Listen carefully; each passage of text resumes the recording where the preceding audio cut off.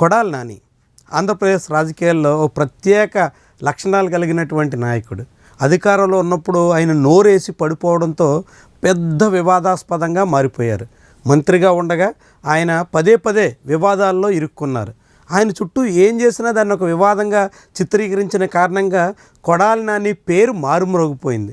దానికి తగ్గట్టుగానే ఆయన నోరుకి పని చెప్పడంతో ఆయన నిత్యం వార్తల్లో ఉండేటువంటి వ్యక్తిగా కనిపించారు.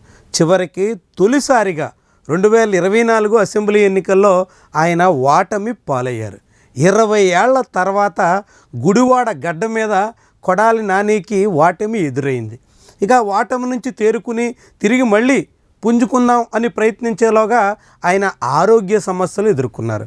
ఆయన స్వతహాగా ఉన్నటువంటి అలవాట్లు కావచ్చు, ఇతర కారణాలు కావచ్చు, ఆయన తీవ్రమైనటువంటి గుండె సంబంధిత సమస్యలతో బాధపడాల్సి వచ్చింది.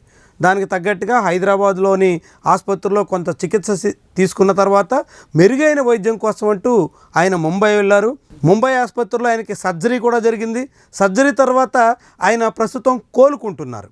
దాదాపుగా పూర్తి స్థాయిలో కోలుకుంటున్నారు అనేటువంటి సమాచారాన్ని కొడాలి నాని వర్గీయులు ఇస్తున్నారు. త్వరలోనే ఆయన మళ్ళీ సీన్లోకి వస్తారు అనేటువంటి ప్రచారం చేస్తున్నారు. ఇప్పటికే ఆయన పూర్తి ఆరోగ్యవంతుడిగా కోలుకుంటున్నటువంటి తరుణంలో మరికొంతకాలం పాటు వైద్యుల పర్యవేక్షణలో ఉండాలని సూచించడంతో దాదాపు నెల రోజుల పాటు ఆసుపత్రిలోనే ఆయన వెయిట్ చేసినట్టుగా చెప్పుకొచ్చారు. ఇక ముంబై ఆసుపత్రి నుంచి త్వరలోనే మళ్ళీ ఆయన హైదరాబాద్కు వచ్చి హైదరాబాద్లో వైద్యుల పర్యవేక్షణలో మరికొంతకాలం ఉంటారు అని చెప్తున్నారు.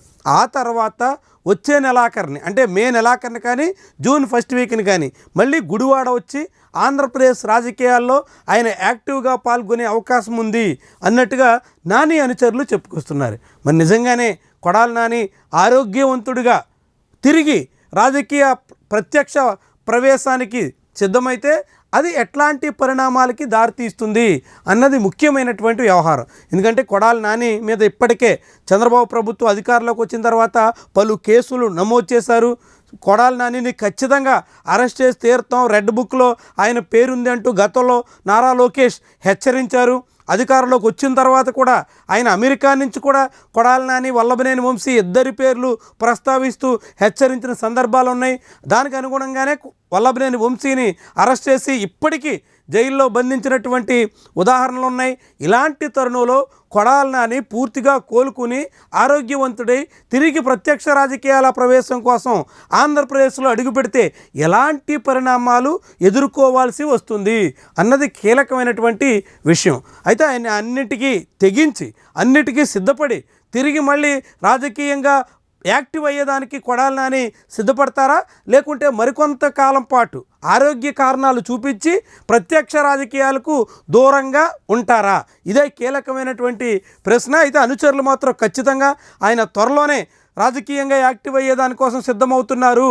ఇప్పటికే పూర్తిగా కోలుకుంటున్నటువంటి తరుణంలో వైద్యుల సూచనలకు అనుగుణంగా ఆయన మళ్ళీ అడుగు పెడతారు అనేటువంటి ప్రచారం అయితే చేస్తున్నారు. అది ఎంతవరకు వాస్తవ రూపం దాలుస్తుంది, కొడాలి నాని ఎప్పుడు మళ్ళీ సీన్లోకి వస్తారు అనేది చూడాల్సినటువంటి అంశం.